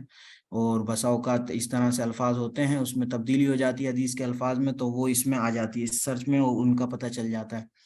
اچھا یہ جو ترتیب وار جو ڈبے ہیں اس کا میں یہ بتا رہا تھا، پہلے ان ڈبوں میں سب میں اس میں لکھنے کا فائدہ یہ ہوگا کہ آپ کا جو ہے یہ لفظ یہ ایک ہی صفحے میں یہ تمام الفاظ ہوں گے تو وہ صفحہ آئے گا، ورنہ نہیں آئے گا۔ یہ تمام الفاظ کسی ایک صفحے میں جمع ہوں گے تو وہ آئے گا، ورنہ نہیں آئے گا۔ یہ واو کا مطلب ہے، یہاں جو یہ واو لکھا ہوا ہے نا، تو ان ڈبوں کا مطلب یہ ہے کہ آپ مختلف الفاظ ایسے لکھ لیں جو ایک ہی صفحے میں ہیں.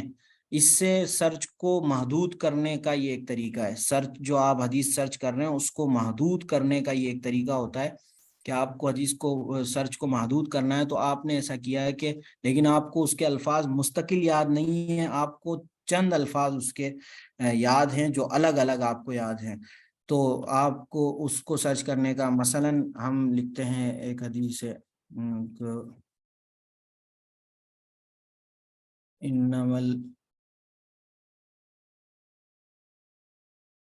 الاعمال بالنیات. تو اب یہ ہم نے لکھا، ٹھیک ہے. ہم کو ابھی میں مثال دے رہا ہوں، ٹھیک ہے نا. انما الاعمال بالنیات کے بعد ہمیں یاد نہیں ہے کہ اس کے ساتھ متصل لفظ کیا ہے، لیکن ہمیں آگے یہ یاد ہے کہ آگے اس کے اندر لفظ آتا ہے کہ لِكُلِّ امْرِئٍ مَا نَوَىٰ. ٹھیک ہے. تو اب یہ جدا جدا سرچ ہو جائے گا ہمارے پاس. اس میں یہ فائدہ آگے. اور اسی طرح سے ہمیں مثلا ایک اور لفظ ہمیں یاد آ رہا ہے، فہیج.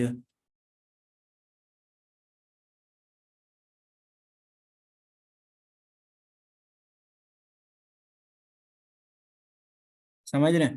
یہ سب الگ. اگر یہی لفظ میں ایک ساتھ یہاں اس ڈبے میں لکھ دیتا کہ انما الاعمال بالنیات لکل امرئ ما نویٰ، تو یہ سرچ میں نہیں آتا ہمارے پاس، یہ سرچ میں نہیں آتا. لیکن اب یہ سرچ میں آ سکتا ہے. اب یہ آپ دیکھیں، مثلا میں آپ کو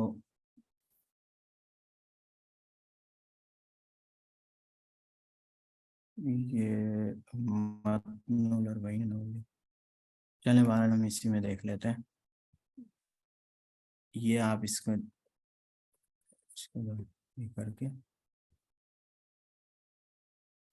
نہیں آئے. ایک منٹ، یہ دیکھیں. اب یہ کوئی چھوٹی سی غلطی ہوگی جس کی وجہ سے آپ کا یہ سرچ نہیں آ رہا.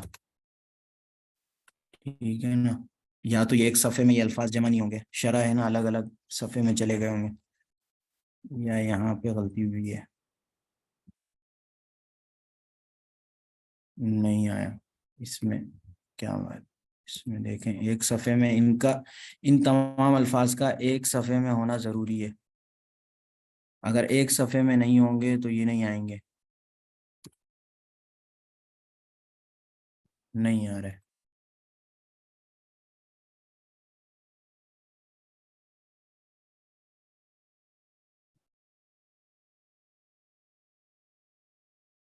سمجھ سے باہر ہے. بہرحال یہ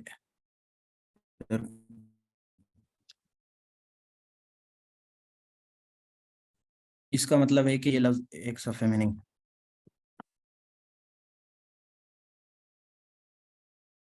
دیکھیں یہ آ گیا نا، ایک صفحے میں نہیں ہے لفظ. یہ حدیث پوری اصل میں متن نہیں ہے، شرح ہے. شرح میں الفاظ الگ الگ اس میں ہے. یہ اگر ایک صفحے میں، اچھا یہ دیکھیں یہ غلطی ہوئی تھی نا، لکل امرئ. دیکھیں یہ چھوٹی سی غلطی تھی، لیکن اس کی وجہ سے آپ کا سرچ نہیں آ رہا تھا. یہ یہاں پر جو ہمارا رئیم میں جو حمزہ لگا ہے نا، یہ غلط ہو گیا. یہ تھا لکل امرئ ما نویٰ. آپ دیکھیں یہ آ گیا، یہ الگ یہ الگ، یہ دونوں الگ الگ سرچ.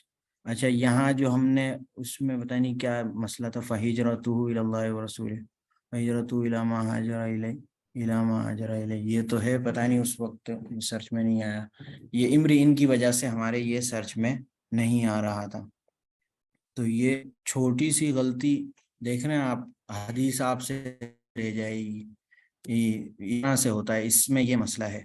اچھا یہ تجاہل الفروق بین الحمزات و نحوها جو لکھا ہوا ہے، یہ بہت اہم ہے، اس کو کر دیا کریں. اس سے یہ ہوتا ہے، دیکھیں ابھی جو میں نے یہ انما الاعمال لکھا ہے نا، اس میں حمزہ کے نیچے میں نے زیر نہیں لگایا. اسی طرح اعمال کے اس حمزہ پر میں نے الف پر میں نے حمزہ نہیں لگایا، جیسے ابھی لگا دیا میں نے نا. تو اگر یہ تجاہل الفروق نہ ہو تو یہ جو ہے سرچ نہیں ہوگا، یہ سرچ میں مسئلہ کرے گا.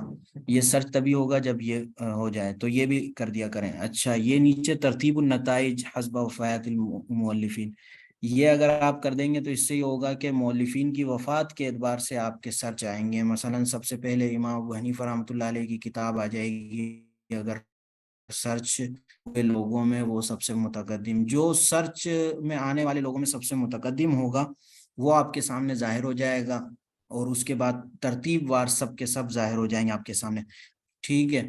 اچھا یہ اب جو اچھا یہ اوپر نصوص جو لکھے ہوئے ہیں دیکھیں، اس کا مطلب ہے کہ ہم کتاب کے اندر سرچ کر رہے ہیں، ٹھیک ہے، اور کتاب کے اندر سرچ میں اس کے جو عنوانات ہیں سب سرچ ہو جائیں گے۔ لیکن اگر آپ نے صرف عنوانات پہ کر دیا تو صرف عنوانات یا عناوین جو لکھا ہوا ہے اس میں صرف عنوانات میں سرچ ہوگا، تعلیقات میں اگر کر دیا تو صرف حاشیوں میں سرچ ہوگا۔ تو ہمیں نصوص میں ہی سرچ کرنا چاہیے، ہمارا سرچ زیادہ وسیع ہوگا اس کی وجہ سے۔ امید ہے یہ بھی آپ کو سمجھ میں آ گیا ہوگا، اور اس کی بھی وجہ سمجھ آ گئی ہوگی کہ اس میں کیا ہے کہ جس جس ڈبے میں وہ ایک صفحے میں جو الفاظ ہوں گے وہ آپ کے سامنے آئیں گے۔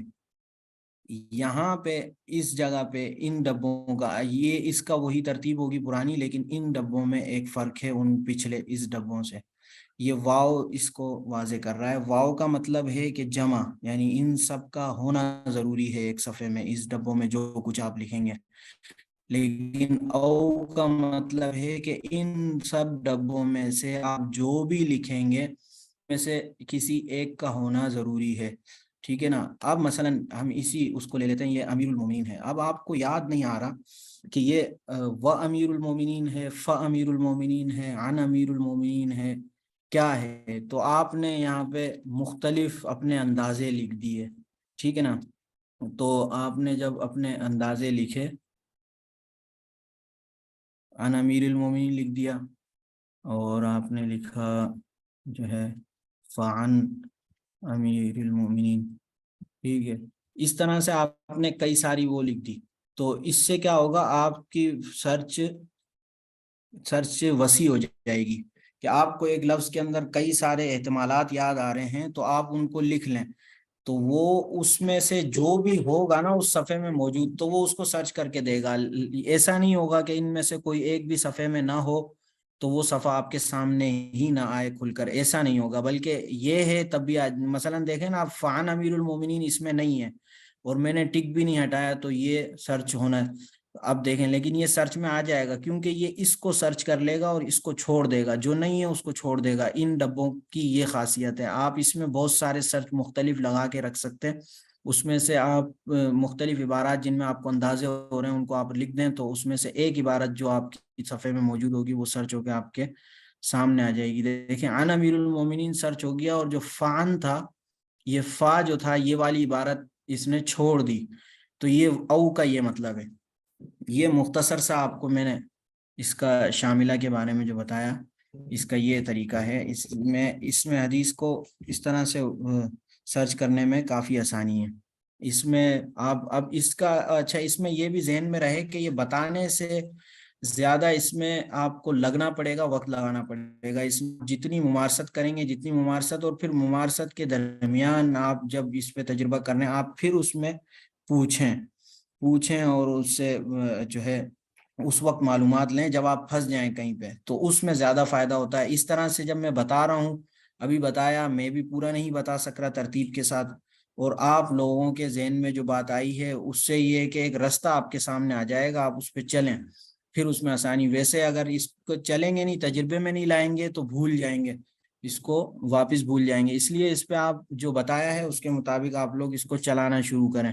اچھا یہ کتابوں کی ترتیب تھی، یہاں سے مؤلفین کی ترتیب آ جاتی ہے، مؤلف کے اعتبار سے آپ کتاب اس کے سامنے جو ان کی کتابیں ہوں گی یہ یہاں آ جائیں گی، یہ ایک طریقہ ہے۔ پھر یہاں سے یہ کہ یہ کتاب کا تعارف کے لیے آپ یہاں سے کھول سکتے ہیں، اور اس کو یہاں سے بھی کھول سکتے ہیں، یہاں آپ کی کتاب کا پورا تعارف آ جائے گا، مصنف سمیت اس کی کون سی طباعت کہاں سے ہے، کیا ہے، یہ سارا آ جاتا ہے آپ کو یہاں سے۔ کتاب کے بارے میں بعض کتابوں کا نہیں ہوتا ہے، بعض کا ہوتا ہے، مؤلف کے بارے میں یہاں پہ آپ کو یہ تفصیل دے دیتے ہیں، تو یہ بھی اہم ہے، یہ بھی ہمیں معلوم ہونا چاہیے۔ اور سرچ کے حوالے سے یہ ہے کہ آپ پورے مکتبے میں سرچ کریں، المجموعۃ کلہانی جمیع کتب البرنامج، آپ یہ کر دیں گے، دیکھیں یہ جو میں نے یہاں پہ بنوی تھی اپنی ترتیبیں سب اس پہ آ گئی، ٹھیک ہے نا۔ یہ کتابیں جو بھی کتاب کھولیں گے اس میں سرچ، تو اب یہ اس میں تمام کتابوں میں سرچ ہوگا، لیکن اس میں کافی وقت بھی لگتا ہے، کافی مشکل۔ تو آپ اپنے کتابوں کی ترتیب بنا لیں، جیسے یہ دیکھیں ہم نے حدیث کے لیے بنائی ہوئی ہے، مجال بنایا، ابھی اس کا وقت نہیں ہے، یہ یہاں سے بنتا ہے، بہت آسان ہے، اس کا بھی کوئی اتنا مشکل طریقہ نہیں ہے۔ اس میں آپ یہاں سے کتابیں جو ہے کتاب اس میں آپ یہاں پہ شریک کرتے رہیں جو کتابیں آپ کو اس میں ڈالنی ہیں، اور اس کے بعد ان کو آپ یہاں پہ سیو کر لیں، اور اس پہ جو ہے پھر اس میں سرچ کریں۔ مثلا میں نے اس کا بھی بنایا ہے، دیکھیں یہ الموسوعۃ الفقیہ، اس میں میں نے فقہ سے متعلق فقہ عام، فقہ خاص، فقہ حنفی جو بھی ہیں سب اس میں ڈال کے میں نے، اب جب مجھے فقہ سے متعلق کچھ سرچ کرنا ہوتا ہے تو میں صرف اس پہ کرتا ہوں اور سرچ کر دیتا ہوں۔ جب میں سرچ کر دیتا ہوں تو فقہ سے متعلق تمام کتب میں وہ سرچ ہو جاتا ہے۔ تو اس طرح کے مجالات بنا لیں، اور اگر آپ کے لیپ ٹاپ میں اسپیڈ اچھی ہے تو پورے مکتبے میں ہی سرچ کر لیں، لیکن ایسی چیز پورے مکتبے میں سرچ نہ کریں کہ وہ اتنی آ جائے کہ پھر وہ دیکھنا ہی مشکل ہو جائے۔ اس کو محدود کر دیں، اپنے سرچ کو محدود کرنے کے ہم نے طریقے آپ کو بتائیں، یہ بھی ہے، یہ ٹک ہے، اور ان کے ذریعے سے یا ایسے غریب الفاظوں کے ذریعے سے سرچ کیا جائے جو دوسری جگہوں پر جن کا ہونا بہت زیادہ ناپید ہو۔ احادیث میں اس طرح کے الفاظ آتے ہیں، عبارات آتی ہیں، یا عبارات کو اس طرح سے اٹھایا جائے کہ وہ اس طرح سے وارد نہ ہوئی ہو، ٹھیک ہے نا۔ مثلا اب یہ یہاں سے نیات کا لفظ جو ہے یہ تو بہت ساری روایتوں میں ہوگا، ٹھیک ہے، اعمال کا لفظ بھی ہوگا، لیکن آپ اس کو اٹھانے کا طریقہ اب دیکھیں۔ اس کو میں اگر اس کو بن نیاتی و انما ایسے کر کے میں نے اس کو اٹھایا تو اس میں کیا ہوگا کہ اس طرح سے وارد یہ صرف اس طرح کی ہی روایات میں ہوا ہوگا، اور میں نہیں۔ آپ کو میں اس کو سرچ کر کے دکھاتا ہوں مختصر سا۔ اس میں یہ فائدہ ہوگا کہ آپ جو سرچ کرنا چاہ رہے ہیں مقصود کا صرف اس سے متعلق، اب یہ دیکھیں جمیع کتب البرنامج میں ہی ہم اس کو سرچ کر لیتے ہیں مثلا، تو یہ سرچ میں فالتو ادھر ادھر کی چیزیں کم ہی آئیں گی، ہو سکتا ہے ہوں اس طرح کی عبارات بھی کیونکہ ہزاروں کتابیں ہیں، ہو سکتی ہیں، لیکن کم آئیں گی، اور جو مقصود کی ہیں صرف اکثر وہی آئیں گی۔ تو اس طرح سے آپ بھی جو ہے درمیان سے کچھ پیچھے کا لفظ اٹھا کے کچھ آگے کا ملا کے اس طرح کا لفظ اٹھا لیں کہ آپ کو ایک اندازہ ہو۔ یہ بھی آپ کے تجربے سے ہی یہ چیز حاصل ہوگی، آرام آرام سے آپ کو ایک اندازہ ذہن میں آئے گا، تو وہاں آپ کو یہ معلوم ہوگا کہ اس کا یہ طریقہ ہے۔ یہ لگتا ہے کہ ہینگ ہو گیا۔ تو یہ تھا ہمارے مکتبہ شاملہ کا طریقہ، مکتبہ شاملہ میں سرچ کرنے کا طریقہ۔ اس طریقے سے آپ جب روایت کو سرچ کریں گے اس کے بعد آپ یہ کریں کہ روایت میں جتنی بھی، اور یہ خصوصی اس میں یہ جو ہے نا ترتیب النتائج مؤلفین کے وفات کے حساب سے، دیکھیں یہ اب وہی روایت آ رہی ہے، یہ سرچ ہو گیا، دیکھیں وہی روایت آ رہی ہے۔ حالانکہ اگر میں نیات کو سرچ کرتا تب بھی بہت زیادہ پتہ نہیں کہاں کہاں سے بھی آ جاتی روایت، دوسری کتب سے حدیث سے ہٹ کر بھی، ٹھیک ہے نا، آپ سمجھ گئے ہوں گے اس کو۔ اب دیکھیں یہ اس سے سب اسی روایت سے متعلق اب آپ کے پاس جتنے طرق ہیں، اور ترتیب بھی میں نے دی ہوئی ہے کیونکہ، تو اب سب سے پہلے ابن المبارک رحمۃ اللہ علیہ یہ سب سے متقدم ہے، ٹھیک ہے نا، اس سرچ کے اندر، ہماری اس سرچ میں تو ان کا ہی آ گیا، ٹھیک ہے، سب سے پہلا طریق اس کا، اس روایت کا ہی آ گیا۔ آپ نے یہ کاپی کیا، ورڈ میں لے گئے، اس سے نیچے والے کو اٹھایا، اس سے نیچے والے کو، اگر وسیع تخریج کرنی ہے، ٹھیک ہے، دوسرے نمبر میں مسند ابی الطیالسی ہے۔ یہ اب دیکھیں آپ کے سامنے صرف یہ آ گیا نا، زائد چیزیں ادھر ادھر کی وہ سب نہیں آئی، تو یہ بھی آپ کو، یہ ساری چیزیں آپ کو آرام آرام سے ایک ممارست سے، تمرین سے یہ حاصل ہوں گی۔ باقی اس کے علاوہ یہاں سے اگر آپ کریں گے، آپ بسا اوقات بندہ لیپ ٹاپ بند ہو گیا، کچھ ہو گیا، تو آپ سے یہاں آخری مرتبہ جو سرچ کیے تھے وہ چیزیں کھل سکتی ہیں یہاں سے آپ کے پاس۔ یہاں آپ بعض اپنی چیزوں کو محفوظ کر سکتے ہیں، جیسے میں نے ابھی سرچ کیا ہے، اس کو یہاں سے میں محفوظ کر دوں تو ایک نام لکھ کے وہ میرے پاس یہاں پہ آ جائے گا۔ جیسے میں نے بعض چیزیں یہاں پہ محفوظ کر کے، اب میں جب کھولوں گا تو ڈائریکٹ وہ جگہ کھل جائے گی جہاں سے میں نے سیو کیا تھا، یہ دیکھیں یہ جگہ کھل گئی، میں نے اس کو سیو کیا تھا اپنے لیے کسی موقع پر۔ تو اس طرح سے ہی، اچھا یہ تخریج کا شاملہ والوں نے بھی آپشن دیا ہوا ہے، یہ دیکھ رہے ہیں، یہ تخریج حدیث کا آپشن ہے۔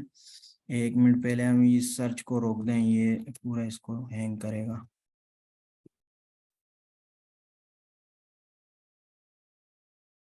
ٹھیک ہے، اب یہ ہم اس کی جو تخریج کا ہے یہ میں آپ کو دکھاؤں، یہ تخریج کا انہوں نے آپشن دیا، یہ یہاں سے آپ کو خود ہی اس کے طرق جمع کر کے دے دے گا. دیکھیں یہ اس نے آپ کو اس کے طرق جمع کر کے دے دیے، جو آپ ویسے سرچ کر کے نکالتے اس نے یہاں پہ آپ کو سارے کھول کے ہی دے دیے. لیکن یہ ہر حدیث کے لیے نہیں ہے، یہ مشہور مشہور حدیثوں کے بارے میں ہی ہے، اور اکثر حدیثوں کے بارے میں. لیکن یہ جو دوسری اکثر احادیث کے بارے میں اس طرح سے نہیں ہے. لیکن یہ بھی ہے ایک آپشن، ہو سکتا ہے کسی روایت میں ہو تو آپ اس کو کھول کر اس سے مستفید ہو سکتے ہیں. دیکھیں کتنے سارے اب تمام حدیث کی کتابوں میں، اور دیکھیں تخریج جو ہم نے پہلے ہی اصول بتایا تھا، یہ سب وہ کتابیں ہیں جس میں سند کے ساتھ ذکر ہوئی ہے روایت.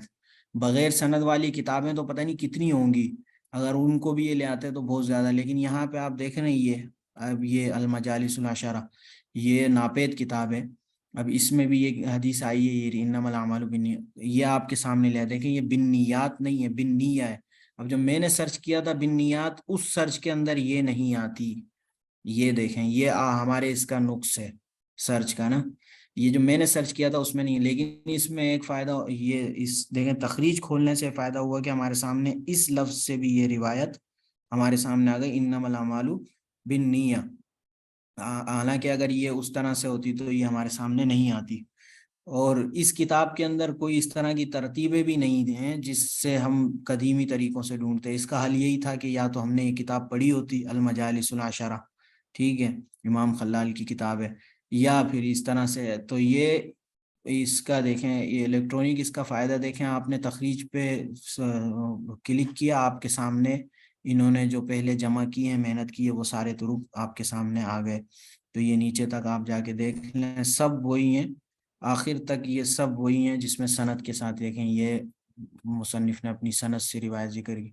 تو اس طرح سے یہ ترتیب ہے، یہ ہماری شاملہ کی ترتیب ہے.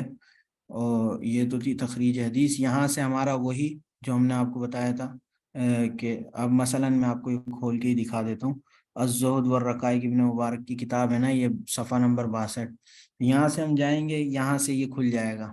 تو اب پھر وہ وہاں سے پی ڈی ایف کھول کے آپ اس میں صفحہ نمبر 62 لکھ کے، وہاں اس میں پی ڈی ایف میں فائدہ ہے کہ آپ اصل اس تک پہنچ جائیں گے، مطبوعے تک. اس میں حاشیہ بھی لگا ہوا ہوگا، اگر معتمد کوئی طبعات ہے تو اور بھی اچھی بات ہو جائے گی. یہاں سے آپ یہ بھی بہت اہم ہے، اچھا یہ بھی دیکھ لیتے ہیں، یہ بہت اہم ہے ترجمہ. یہاں راویوں کے ترجمے آپ دیکھ سکتے ہیں. اس جگہ پہ راویوں کے ترجمے، آپ اس ڈبوں میں ترتیب وہی ہے، او اور واو والی ترتیب یہ آپ کے سامنے جو لگی ہوئی ہے. واو کر دیا تو ان سب میں سے جو لفظ لکھیں گے اس کا ہونا لازمی ہوگا، لیکن او کر دیا تو ان سب میں سے آپشن کے ساتھ لفظ آئے گا. ٹھیک ہے، اس میں بھی زیادہ وقت ضائع نہیں کرتے ہم. یہ مثلا اب میں ایک راوی یہاں پہ سرچ کر رہا ہوں.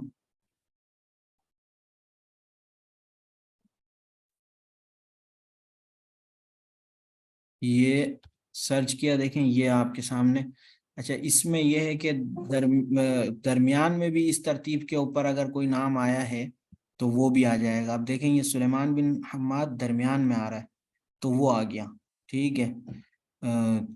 اس طرح سے بھی آ جائے گا. لیکن شروع سے جو بھی، لیکن یہاں پہ جو سرچ ہوگا وہ صرف راوی سرچ ہوں گے. بس فرق اتنا ہے، اس جگہ جو سرچ ہوگا اس میں صرف راوی سرچ ہوں گے، باقی وہ ساری ترتیب وہی ہے. تو جیسے ہم اپنا مجال بنا لیتے ہیں، یہ ایک مجالس میں یہ آسانی ہے کہ آپ یہاں سے ہر کتاب میں یوں دیکھتے ہوئے جائیں گے نیچے نیچے کہ کس کتاب میں کیا بات آئی ہے، کس میں کیا بات آئی ہے اس راوی کے بارے میں.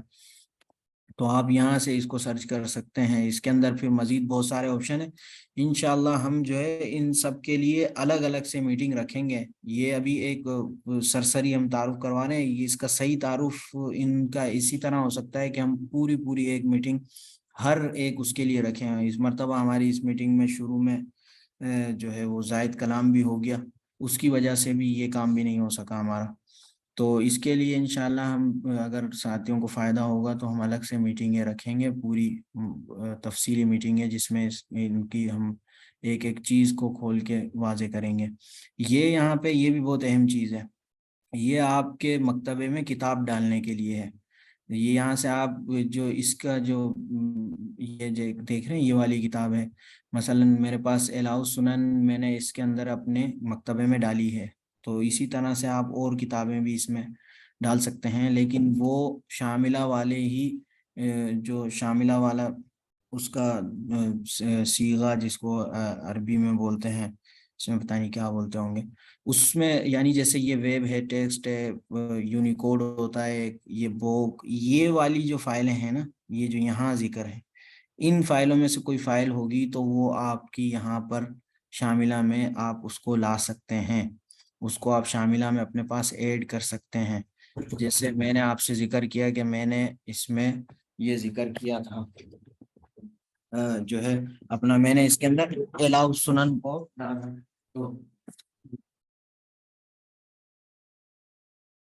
تو یہ الاؤ سنن جو میں نے ڈالی، تو میں نے پہلے اس کو اس طرح وہاں سے اٹھایا اور اس کے بعد یہاں پہ ڈالا۔ وہ کافی دیر ہو گئی ہے، آپ کے میسیج بھی آ رہے ہیں۔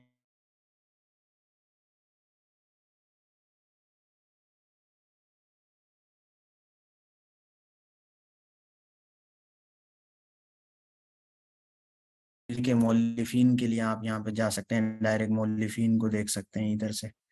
یہ ساری باتیں اپنی جگہ ہیں، اور یہ شاملہ کا طریقہ تھا۔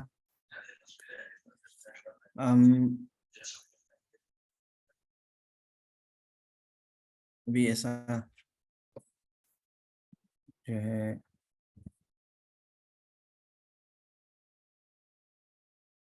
اب ہم اس کے بعد میرے خیال سے جوامع الکلم کو دیکھ لیتے ہیں، وہ بہت زیادہ اہم ہے، جوامع الکلم۔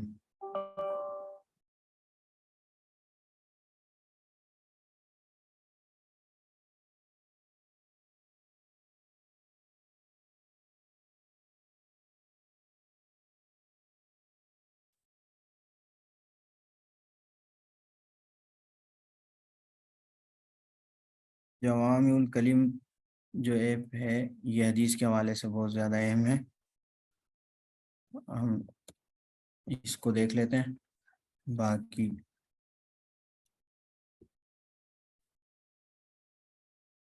باقی انشاءاللہ پھر رکھیں گے، تو بہت ہی لمبا ہو گیا، اتنا اندازہ نہیں تھا۔ یہ آپ کے سامنے کھل گئی ہوگی جوامع الکلم۔ یہ جوامع الکلم جو ہے اس کے اندر بھی ہم اب مختصر سا کرتے ہیں۔ یہ جو بحث کا آپشن دیا ہوا ہے، یہاں سے یہ حدیث تلاش کرنے کی جگہ ہے۔ یہاں جب آپ آئیں گے بحث کے اندر تو آپ یہاں پہ روایت تلاش کر سکتے ہیں۔ السلام علیکم۔ وعلیکم السلام۔ ٹھیک، پھر ابھی ختم کریں؟ ٹھیک ہے، میں اس میں آخری بات کروں۔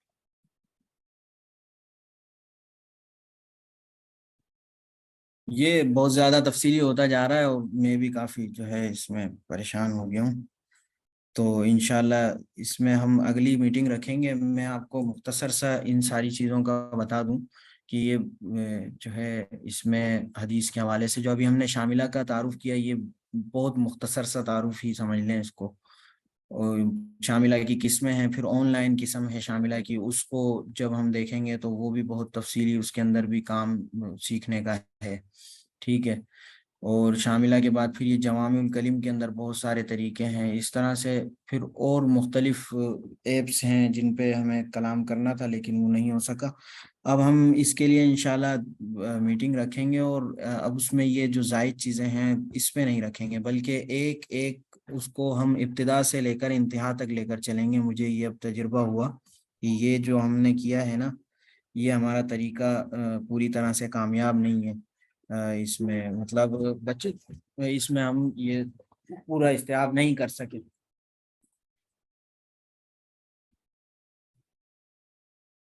اس میں استیاب بھی نہیں ہو سکا۔ تو اب اگلی مرتبہ سے ہم ایسا کریں گے کہ انشاءاللہ ایک ایک کو لیں گے اور اسی پہ رکھیں گے۔ مثلا مکتبہ شاملہ پہ رکھا ہے یا جوامع الکلم پہ رکھا، اس پہ پھر انسٹال اور ڈاؤن انسٹال سے لے کر آخر تک اس کی ایک ایک چیز کو انشاءاللہ پورا لیں گے اور اس کو اس طرح سے حل کریں گے۔ اور اگر کوئی اس کے یہ جو تفصیلی ہیں دو تین، اس کے سوا جو چھوٹے چھوٹے ہیں ان کو دو کا ایک ساتھ تعارف رکھ دیا، تین کا رکھ دیا، اس طرح سے ہم ان کو مکمل کریں گے اور ان میں مکمل طریقہ سیکھنے کی کوشش کریں گے۔ آپ حضرات سے بھی دعاؤں کی درخواست ہے، اللہ تعالیٰ قبول فرمائے۔ جزاکم اللہ خیرا۔ ہم میٹنگ یہاں پہ ختم کرتے ہیں۔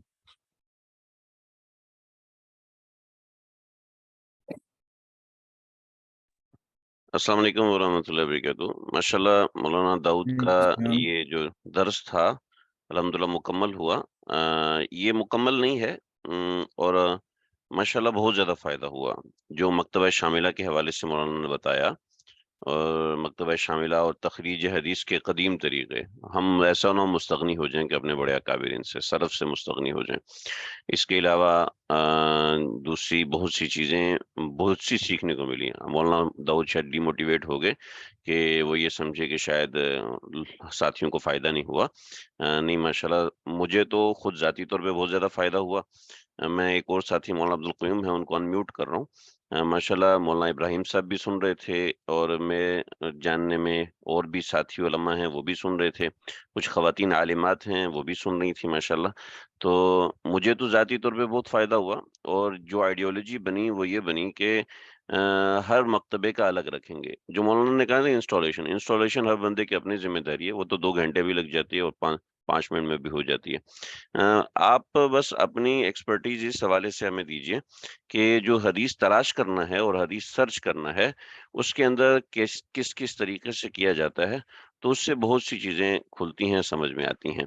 تو مجھے تو ذاتی طور پہ بہت سمجھ میں آیا، بڑا فائدہ ہوا۔ مولانا غلام رسول صاحب بھی ہمارے ساتھ شامل تھے، شاید کسی مصروفیت کی وجہ سے چھوڑ گئے، اور ماشاءاللہ کافی ساری ہم تو 3-4 ساتھی مل کے کیا کرتے تھے، تقریباً ابھی بھی 10 لوگ سن رہے ہیں، 14-15 ساتھی شروع سے تھے۔ ظاہر بات ہے طویل ہو گیا تو اس وجہ سے آن لائن چیزوں میں تھوڑی دلچسپی کم ہوتی ہے، لیکن بہرحال مجھے تو بڑا فائدہ ہوا اور سمجھ میں بھی آیا۔ مولانا عبدالقیوم صاحب آپ کو اس حوالے سے کچھ بات فرما دیجیے، پھر ہم یہ میٹنگ مکمل کرتے ہیں۔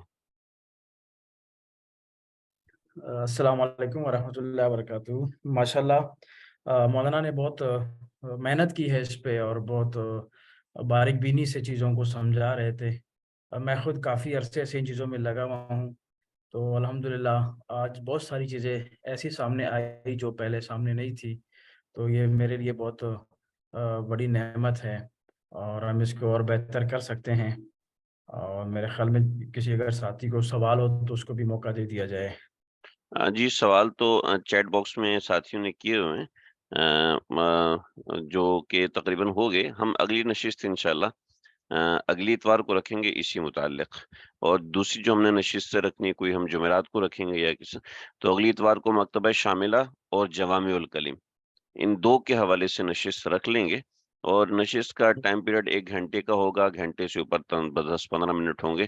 مولانا کے لیے یہ زوم استعمال کرنا بالکل نیا تھا، تو اس وجہ سے تھوڑے انکمفرٹیبل ہو رہے تھے، لیکن ماشاءاللہ اللہ تعالیٰ نے صلاحیت عطا فرمائی ہے اور کافی ساری چیزیں سمجھ میں آئی ہیں۔ اللہ تعالیٰ مولانا ابراہیم صاحب بھی ساتھ ہیں ماشاءاللہ سن رہے ہیں۔ اللہ تعالیٰ ان لوگوں کو خوش رکھے، اور آپ لوگ ساتھ شامل ہیں، الحمدللہ کافی تسلی ہوئی۔ حضرت میری آواز آ رہی ہے؟ جی آپ کی آواز آ رہی ہے۔ میں سب سے پہلے آپ سب حضرات سے بہت زیادہ جو ہے معذرت خواہ ہوں، آپ لوگوں کا اتنا وقت لیا میں نے، اور جو ہے میں ترتیب نہیں دے سکا صحیح طرح سے، جس طرح